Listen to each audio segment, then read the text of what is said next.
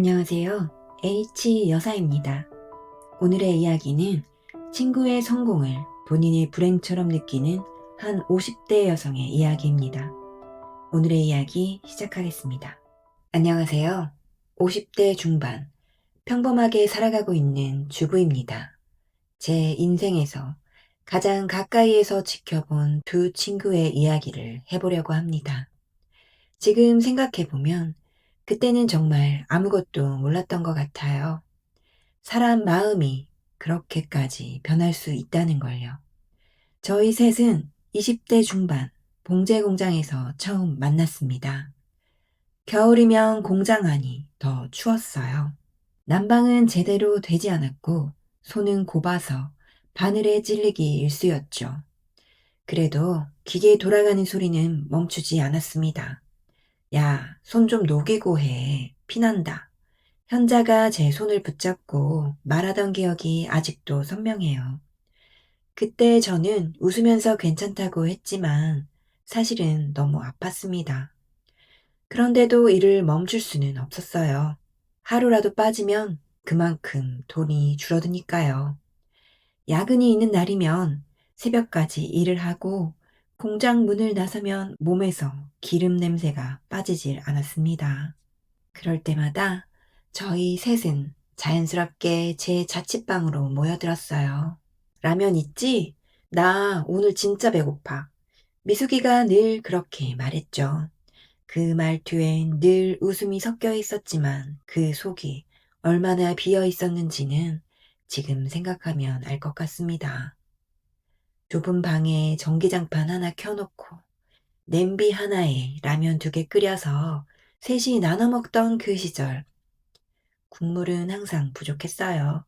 그래서 물을 조금 더 부으면 현자가 꼭 한마디 했습니다. 야, 그렇게 하면 맛 없어져. 그냥 내가 그만 먹을게. 그러면 미숙이가 얼른 젓가락을 내려놓았죠. 아니야, 나 이제 다 먹었어. 너네 먹어. 그렇게 서로 눈치 보면서 양보하던 그 모습이 지금도 가끔 꿈에 나옵니다. 미숙이는 정말 독한 사람이었어요. 좋은 의미로요. 월급을 받으면 단 한 푼도 안 쓰고 그대로 집에 가져다 줬습니다. 남동생이 셋이나 있었고 부모님은 거의 일을 못 하셨거든요. 너는 뭐 좀 사 먹어라 진짜. 제가 그렇게 말하면 미숙이는 웃으면서 대답했어요. 나 괜찮아. 집에 동생들 먹일 거 생각하면 배 하나도 안 고파. 그 말을 할 때 표정이 참 담담했습니다. 억울함도 불평도 없었어요. 그게 더 마음이 아팠습니다. 저는 사실 그때 집을 나온 상태였어요. 도박에 빠진 아버지가 술만 마시면 전화를 해서 돈을 요구했고 안 주면 욕설이 쏟아졌습니다.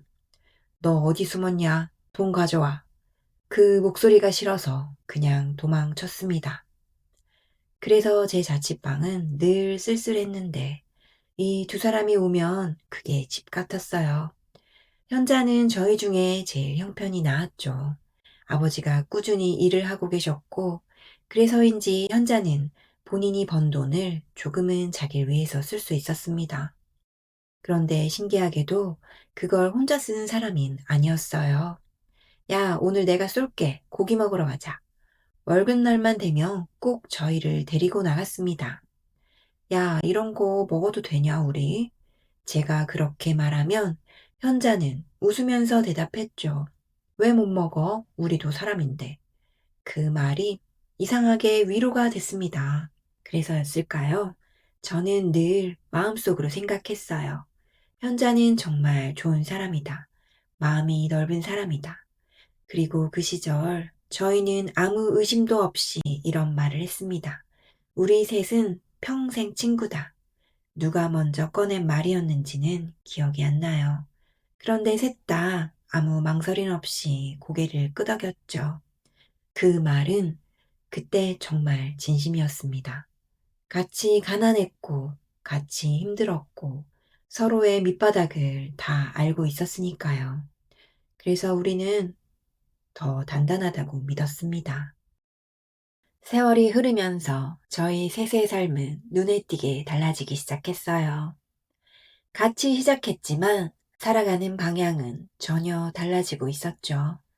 가장 먼저 변화를 맞은 건 미숙이었습니다. 어느 날 미숙이가 조심스럽게 말을 꺼냈어요. 나 결혼하려고. 그 말 한마디에 저랑 현자는 동시에 눈이 마주쳤습니다. 오빠랑 결혼하기로 한 거야? 미숙이는 조금 수줍은 표정으로 말했어요. 응, 우리 결혼하기로 약속했어.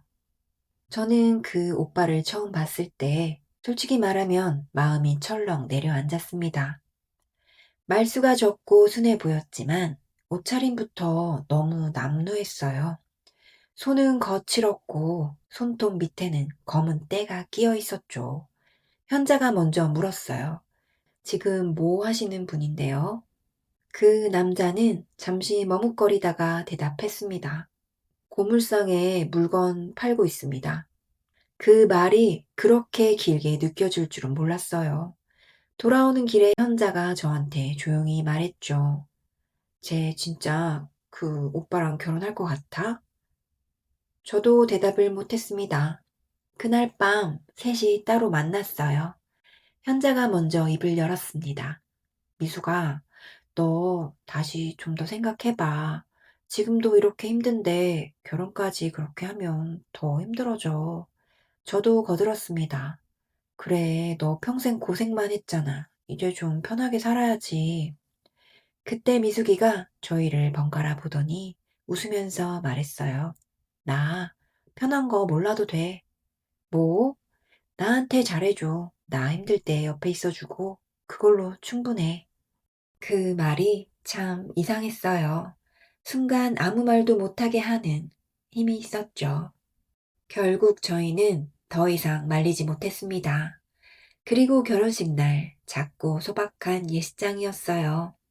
화려함은 없었지만 미숙이는 참 밝게 웃고 있었습니다. 그 모습을 보면서 이게 맞는 선택이길 바랬습니다. 하지만 현실은 바람처럼 흘러가지 않았어요. 결혼 후 미숙이의 삶은 크게 달라지지 않았습니다. 아니, 오히려 더 팍팍해졌죠. 아이 둘을 낳고 남편은 여전히 고물수거를 하며 하루 벌어 하루 사는 생활이었습니다. 비 오는 날이면 일이 아예 안 되는 날도 많았다고 해요. 어느 날 미숙이 집에 갔을 때 싱크대 위에 김치 하나랑 냉장고 안에는 달걀 몇 개가 전부였어요. 제가 아무렇지 않은 척 물었죠. 장 안 봤어? 미숙이는 웃으면서 대답했어요. 오늘 남편 일이 없어서. 그 웃음이 너무 익숙해서 더 마음이 아팠습니다. 그런데 그때마다 현자가 움직였어요. 야, 내가 쌀 좀 보낼게. 아이들 옷 작은 거 있으니까 그거 입혀. 이거 너 써. 현자는 늘 자연스럽게 도와줬습니다. 생색도 안 냈고 받는 사람이 불편하지 않게 말하는 법도 알았죠. 그래서였을까요? 저는 그때도 여전히 생각했습니다. 현자처럼 좋은 사람이 어디 있을까? 현자는 그 시기에 부잣집으로 시집을 갔습니다. 포도밭 농장을 크게 하는 집안이었고, 집도 넓고, 차도 좋고, 생활이 여유로웠어요. 그런데도 변하지 않았습니다. 같이 만나면 늘 먼저 계산했고, 미숙이 상황을 더 신경 썼죠. 야, 둘째 생일이잖아. 이걸로 맛있는 거 사 먹여. 내가 좀 보탤게. 그 말을 아무렇지 않게 하는 사람이었습니다. 저는 그 옆에서 그냥 평범하게 살고 있었어요. 지금의 남편을 만나 결혼했고, 크게 부족하지도, 그렇다고 여유롭지도 않은 삶. 그래서인지 저는 늘 두 사람 사이에서 조금 떨어진 위치에 있는 느낌이었어요. 한쪽은 베푸는 사람, 한쪽은 버티는 사람, 그리고 저는 그 둘을 지켜보는 사람이었죠. 그렇게 저희의 40대는 흘러왔습니다. 그리고 50대가 되면서 정말 예상치 못한 일들이 벌어졌어요. 먼저 미숙이 쪽에서 변화가 시작됐습니다. 나 청약됐어. 처음 그 말을 들었을 때 저는 잘못 들은 줄 알았어요. 뭐가? 아파트, 그 요즘 말하는 그거. 말 그대로 로또 청약이었습니다. 입주만 해도 10억은 번다는 그런 아파트였어요. 그때 미숙이 목소리가 아직도 기억나요. 나 이런 거 처음이야. 너무 무서워. 기쁨보다 불안이 먼저인 목소리였어요. 그런데 거기서 끝이 아니었습니다. 남편 일이 서서히 풀리기 시작했어요. 기존 거래처에서 물량이 조금씩 더 늘어나고 아들들이 일을 도우면서 규모가 커졌다고 했습니다. 더불어 공구 사업까지 영역을 펼쳤다고 해요. 요즘은 인터넷으로도 팔아. 그 말을 들었을 때 저는 조금 놀랐어요. 그 고물상이 사업이 될 줄은 상상도 못했거든요. 그리고 어느 순간 미숙이는 정말 강남 사모님처럼 되어 있었습니다. 한평생 가난하게만 살아오던 미숙이에게 하늘도 불쌍하다고 복을 주나 보다 생각했어요. 그런데 그 시기 현자 쪽에서도 일이 터졌습니다. 처음에는 저도 자세히 몰랐어요. 그냥 어느 날 현자 목소리가 이상했습니다.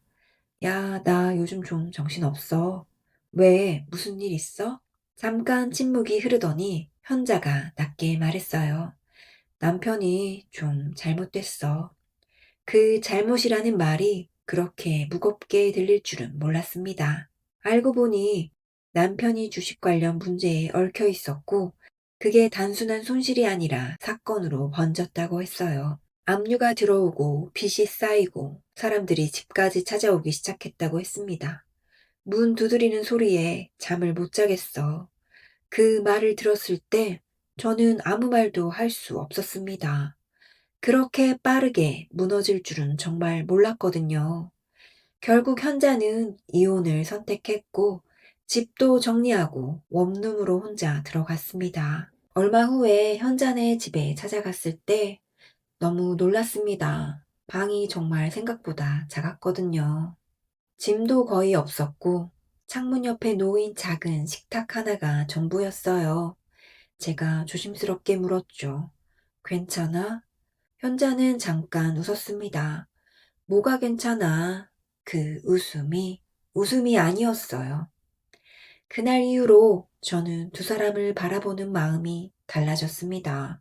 한 사람은 올라가고 있었고, 한 사람은 내려오고 있었으니까요. 그런데 문제는 그 변화 자체가 아니었습니다. 그걸 받아들이는 방식이었어요.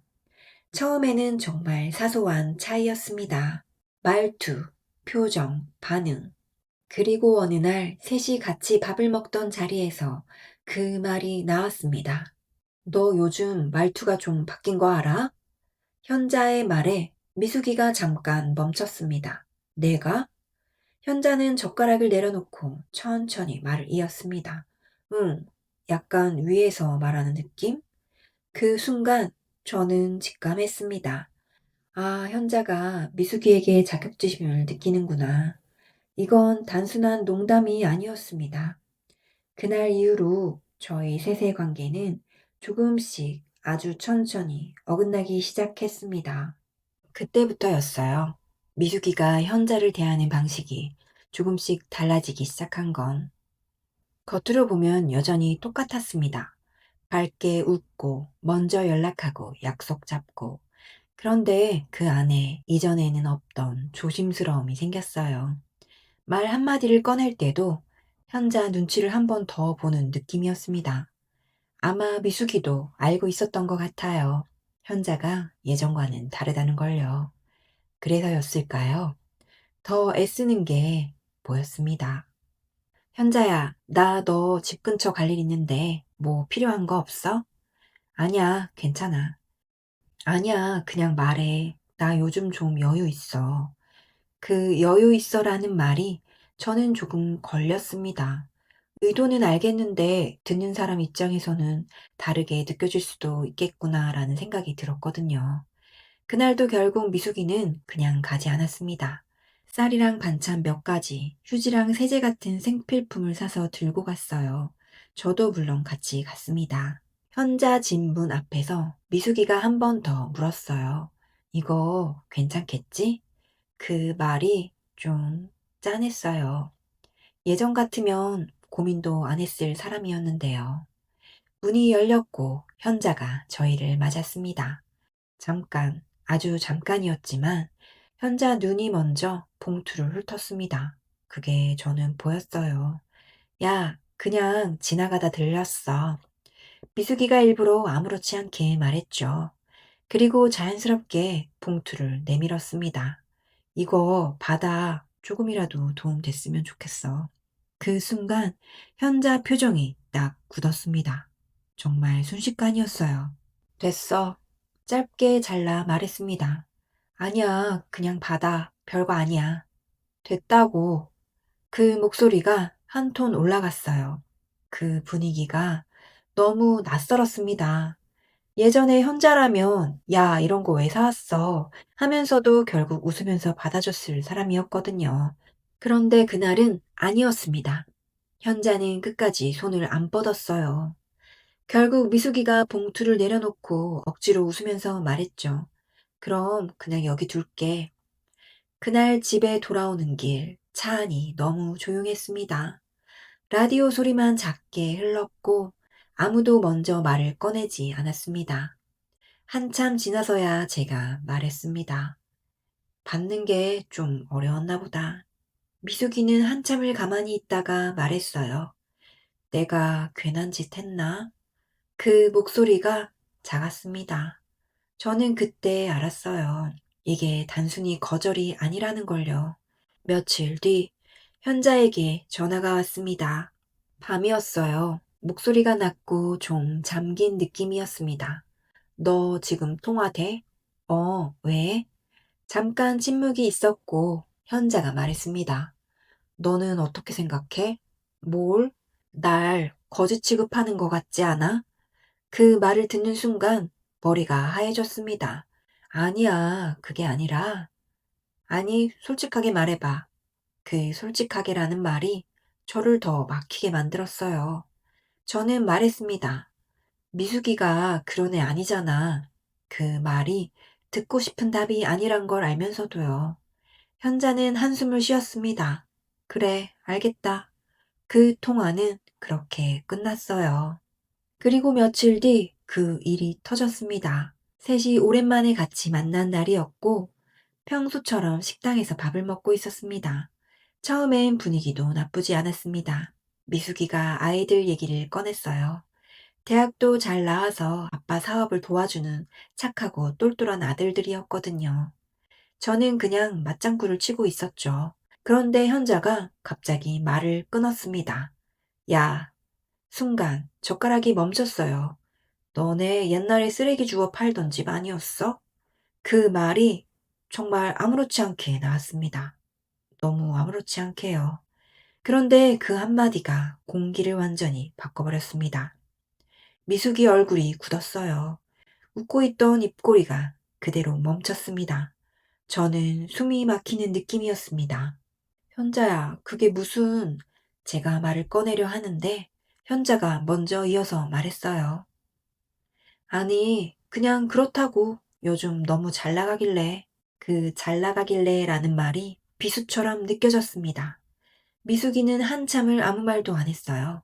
그냥 고개를 살짝 숙이고 밥만 천천히 씹었습니다.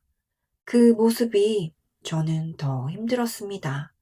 예전 같았으면 웃으면서 넘겼을 수도 있는 말이었는데요. 그날은 아니었어요. 그건 농담이 아니었거든요. 의도가 담긴 말이었고 감정이 실린 말이었습니다. 그날 이후로 저희 셋이 같이 있는 자리는 예전 같지 않았습니다.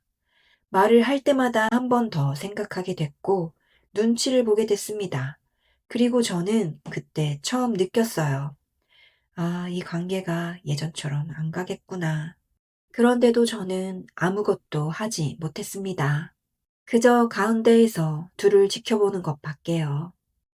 빚에 쫓겨 남편과 이혼하고 아이들도 제대로 만나지 못한 채 원룸에 살고 있는 현자의 상황도 참 짠했지만 그런 상황 때문에 친구에게 비수를 꽂는 말을 해도 되는지 저는 혼란스러웠습니다.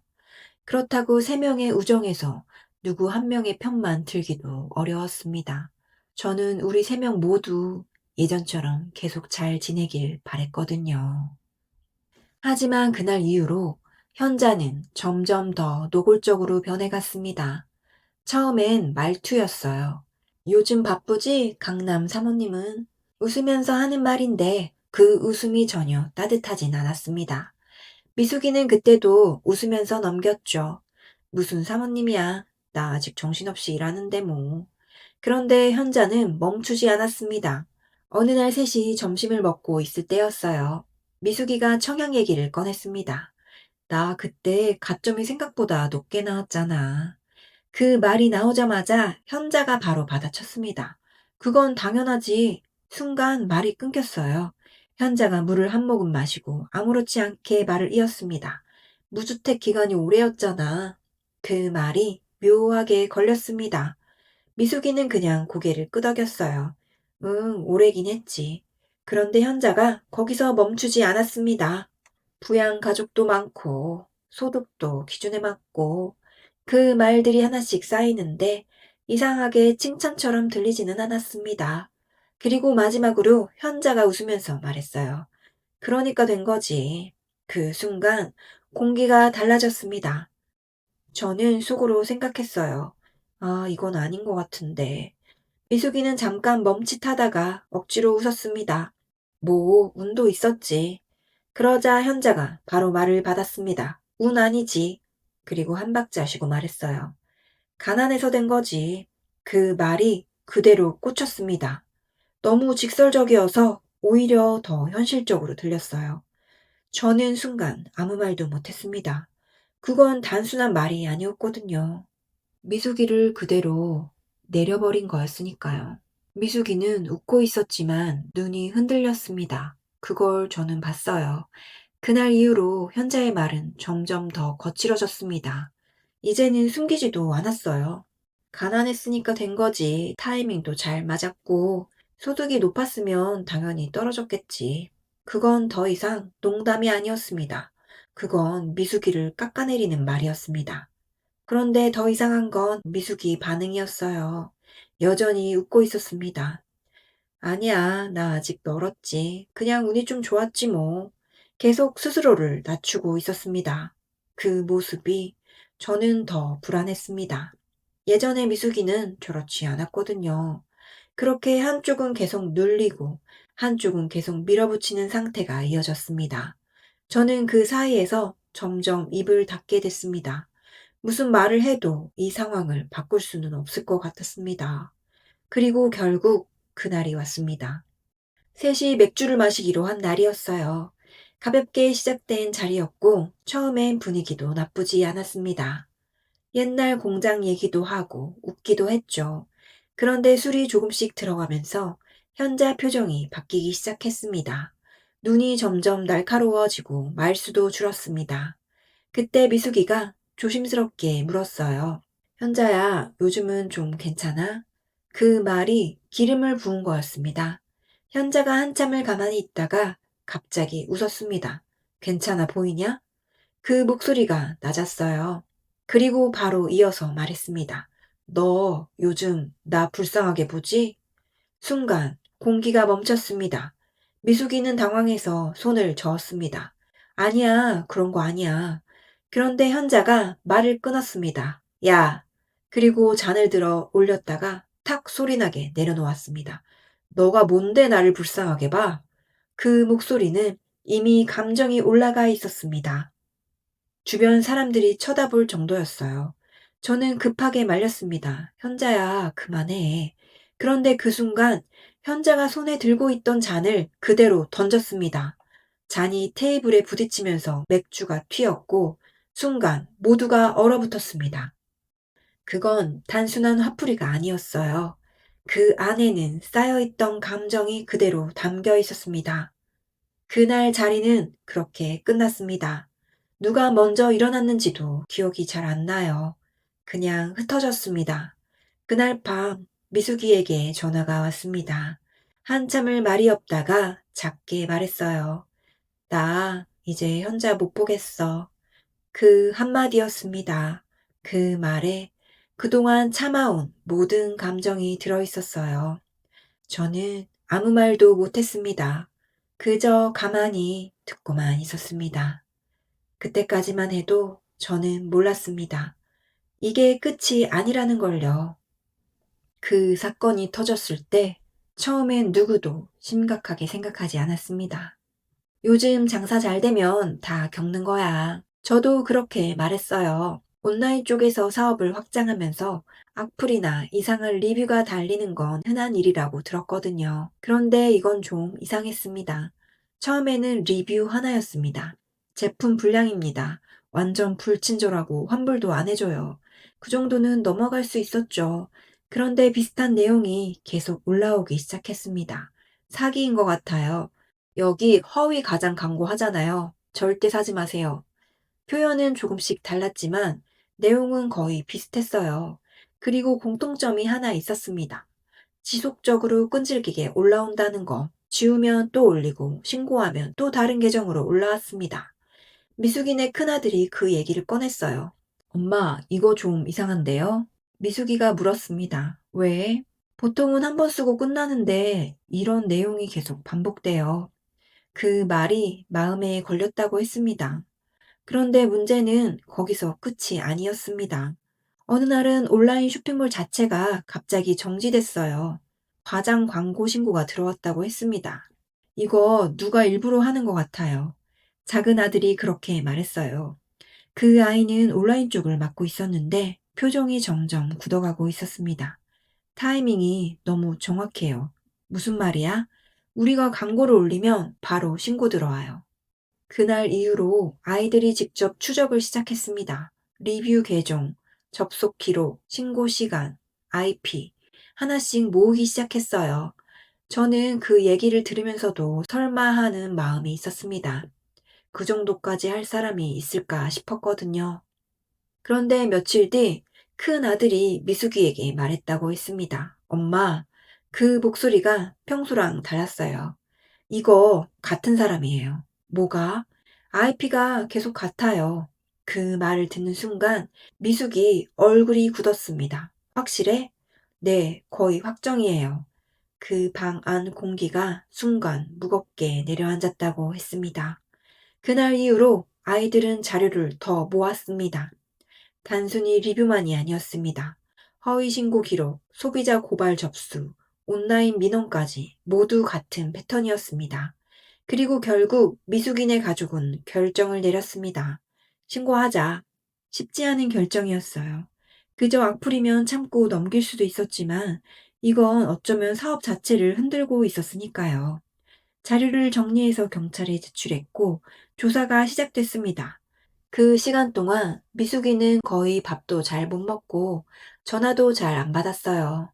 제가 몇 번 찾아갔는데 그때마다 같은 말을 했습니다. 설마 아니겠지? 그 설마가 누구를 향한 건지 저는 알고 있었습니다. 저도 마음 한켠에서 같은 생각을 하고 있었거든요. 하지만 그걸 입 밖으로 꺼내는 순간 돌이킬 수 없을 것 같았습니다. 그래서 둘 다 말하지 않았습니다. 그리고 얼마 뒤 미숙에게 연락이 왔습니다. 우리 사업 비방하고 허위 내용으로 욕설을 작성하는 그 IP 사용자 누군지 알아? 저는 전화를 받으면서 괜히 손이 떨리고 있었어요. 누군데? 저는 무언가 불길한 예감이 들었습니다. 미숙이는 한참을 아무 말도 못하다가 겨우 입을 열었습니다. 현자야. 그 순간 머릿속이 하얘졌습니다. 믿겨지지가 않았습니다. 아니, 믿고 싶지 않았습니다. 30년 넘게 알고 지낸 우정이었습니다. 같이 울고, 같이 버티고, 서로의 바닥을 다 본 사이였어요. 그런 사람이 이렇게까지 할 수 있다는 게 저는 이해가 안 됐습니다. 그날 저희 셋의 관계는 완전히 무너졌습니다. 겉으로가 아니라 속부터 완전히요. 그리고 저는 그때 처음으로 느꼈습니다. 아, 이건 더 이상 친구 사이의 문제가 아니구나. 이건 완전히 다른 문제가 되어버렸구나. 하지만 그 사건 이후 생각보다 일은 빠르게 정리됐습니다. 미숙이는 끝까지 고민하다가 현자를 크게 처벌하지 않기로 했어요. 더 크게 만들고 싶지 않아. 그 말이었습니다. 경찰 쪽에서도 합의를 권했고 현자도 잘못을 인정했습니다. 서류상으론 간단했어요. 합의서 한 장, 재발 방지 약속. 그걸로 사건은 끝났습니다. 그런데 사실 정말 끝난 건 아니었죠. 겉으로만 정리된 거였습니다. 그 안의 감정은 아무도 정리하지 못했습니다. 그렇게 시간이 조금 흐르고 저희 셋은 마지막으로 한 번 더 만났습니다. 누가 먼저 보자고 했는지는 정확히 기억이 안 납니다. 아마 이대로 끝내기엔 뭔가 남아 있었던 거겠죠. 작은 카페였습니다. 비 오는 날, 사람이 많지 않은 조용한 곳이었어요. 셋이 마주 앉았는데 아무도 먼저 말을 꺼내지 못했습니다. 커피만 식어가고 있었어요. 그 정적이 너무 길게 느껴졌습니다. 결국 미숙이가 먼저 말을 꺼냈습니다. 왜 그랬어? 짧았지만 그 안에 모든 게 들어있는 질문이었어요. 현자는 한동안 아무 말도 안 했습니다. 고개를 살짝 숙이고 있다가 갑자기 웃었습니다. 그 웃음이 참 이상했어요. 왜냐고? 그리고 고개를 들었습니다. 너 보기 싫어서. 그 말이 너무 쉽게 나왔습니다. 미숙이의 눈이 흔들렸어요. 뭐? 너가 잘 되는 거. 현자가 말을 이었습니다. 너무 보기 싫었어. 그건 변명도 아니었습니다. 핑계도 아니었고요. 그냥 있는 그대로의 말이었어요. 그래서 더 잔인하게 들렸습니다. 저는 그 자리에 앉아 있으면서도 이게 현실인지 잘 느껴지지 않았습니다. 30년입니다.